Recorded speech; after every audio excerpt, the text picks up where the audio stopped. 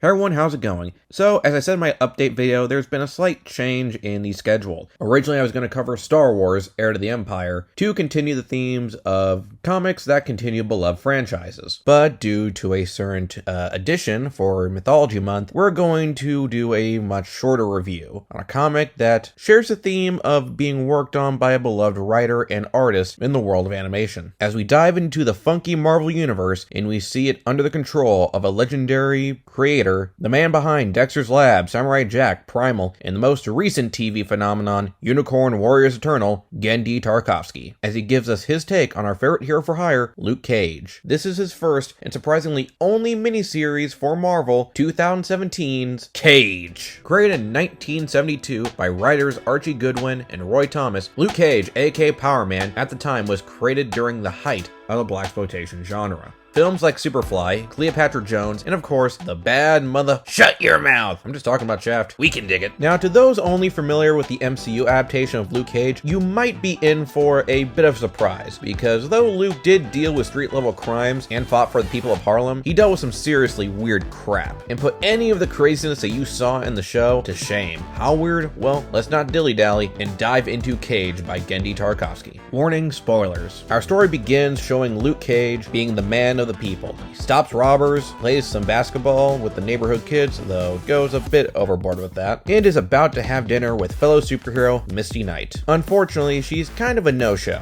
Luke, angry at being stood up, heads to Misty's office, but finds that she's not there. In fact, it looks like she's been gone for a while. After interrogating a guy in holding, he finds out that heroes actually have been disappearing, with Misty actually in charge of investigation, only for herself to end up missing. Luke proceeds to check out Misty's home to see if he can find any clues. When he checks inside, he's greeted by Cyclops, who's looking for Jean Grey. Apparently, this was her apartment before Misty moved in. Luke tries to explain that, but Scott blasts him out of the window. It was quickly revealed that Jean's absence has nothing to do with Misty. Turns out this takes place right after the events of the X-Men story, The Dark Phoenix Saga, which end with Jean's death, the first of many. And this was Scott still reeling over it. Wolverine and Nightcrawler see the aftermath, and Scott feels ashamed. And that's it with Cyclops, literally just there for a dark joke and to transition to the next big fight, as Luke lands right in front of his old foes, the X, Chemstro, the Mace, Black Mariah, and Mr. Fish. Yes, Mr. Fish is a villain just as feared as the dreaded Mr. Wing. They thought with all the heroes missing that they would have an easy chance ganging up on Luke, but Luke is able to escape them, only to get knocked out by a mysterious figure.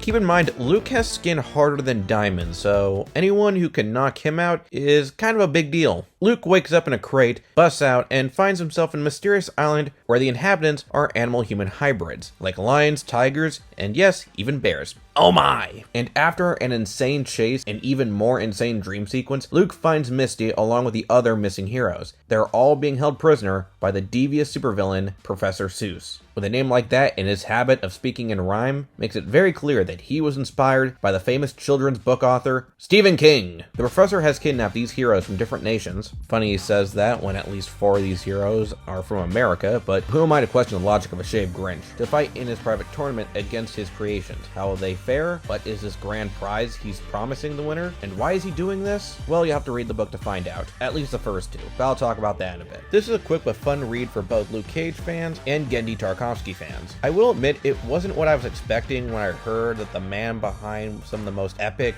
animated shows in TV history was going to work on a character who nowadays is usually associated with street level stories, but this was a pleasant surprise, instead going for a tone that is more in line with his lighter works. In fact, it reminded me a lot of that one episode of Dexter's Lab featuring Wrestler, oh yeah! I'm not apologizing. And going back to the early days of Luke Cage, which, as I said, would get pretty insane. I'm talking snake people, alien robots, and well, you saw his rogues gallery. This is honestly a nice way to introduce new readers to a side of Luke Cage that we don't see that often these days. The only 2 major issues I have with the story is that it does feel pretty rushed, especially when it comes to the tournament, as with the exception of Misty and Iron Fist. The fights usually end with one hit, which can be frustrating, especially especially when characters like Ghost Rider got taken out by a mutant bear. The second problem is that there is several moments that just feel sort of random and are never talked about again, like the early mentioned scene with the X-Men. I know they're mostly being played off for laughs / to show how crazy the superhero world can be, but it just doesn't land, at least for me. Now moving on to characters, we have to start with, of course, the man bringing bulletproof love to the people, our main power man, Luke Cage. Taratakovsky really did do a good job at writing Luke Cage in his early days, as like those comics, Luke is kind-hearted, means well,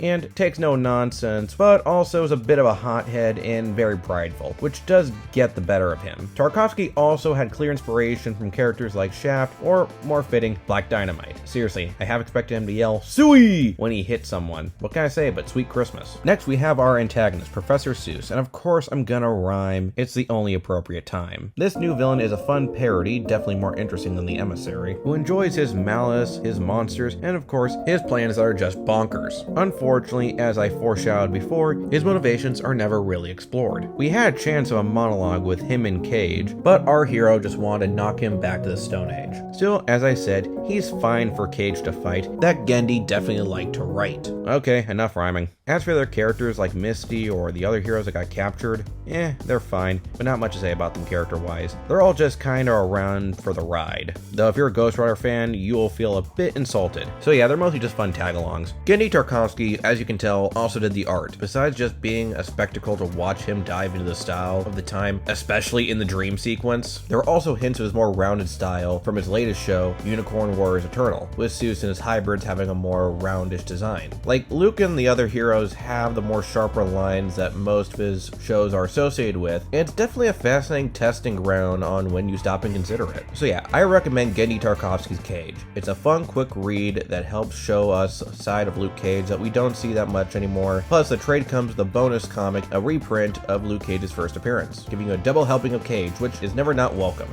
It's not going to be the greatest thing that Taratakovsky's done, but it's definitely a Luke Cage story, and a fun one at that. Thanks for watching. Like, share, subscribe, and hit the notification bell for updates. Next time we take a bit of a break as we reach the next theme month. Get ready to trespass the domain of the gods as we head to Mythology Month. Later.